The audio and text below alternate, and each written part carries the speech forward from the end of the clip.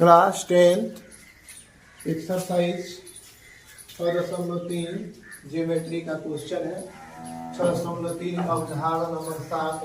इसमें प्रश्न से एक फिगर दिया हुआ है, टावर टाइप के है। यहाँ पे ए बी डी ई सी इस तरह से फिगर में है। और ए बी का मान दिया है 3.6 मीटर दिया है, 3.6 मीटर। और डी का मान दिया है 4 सेकेंड में वह दूरी तय कर रही है 1.2 मीटर प्रति सेकेंड के चाल से एक लड़की चल रही है, आगे की ओर बढ़ रही है। तो कह रहा है सवाल में कि 4 सेकेंड बाद उसकी छाया की लंबाई कितना होगी। इस तरह के सवाल देगा। डी बराबर हम x मीटर माने हैं और उस लड़की की लंबाई 90 सेंटीमीटर है, जिसको मीटर में माने हैं 0.9 मीटर। और सी डी का मान है ये, यहाँ पर सबका मान लिखे हैं। ए बी बराबर 3.6 मीटर।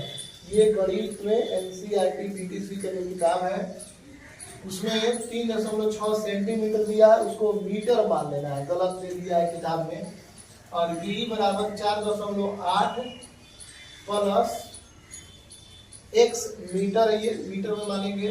और डी बराबर x मीटर, सी डी बराबर 0.9 मीटर है। तो त्रिभुज ए बी ई तथा त्रिभुज सी डी ई में ए बी ई बड़ा वाला त्रिभुज, और उसके बाद से देखना है हमको सी डी ई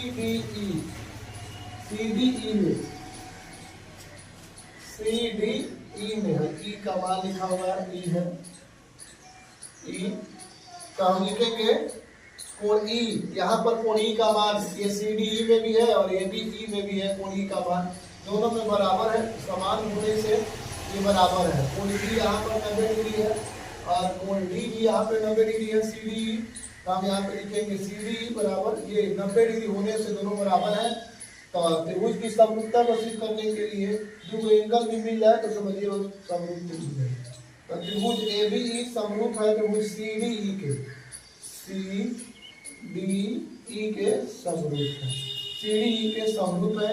तो पर में 6.3 में कहता है कि जो समरूप त्रिभुज होते हैं अगर कोण बराबर है तो संगत भुजाएं अनुपातिक होती है। ए बी बड़ा त्रिभुज का और उसके बाद से ऊंचाई सी डी छोटा त्रिभुज का, फिर बी ई बड़ा त्रिभुज का और सी डी ई जो है वो छोटा त्रिभुज का डी।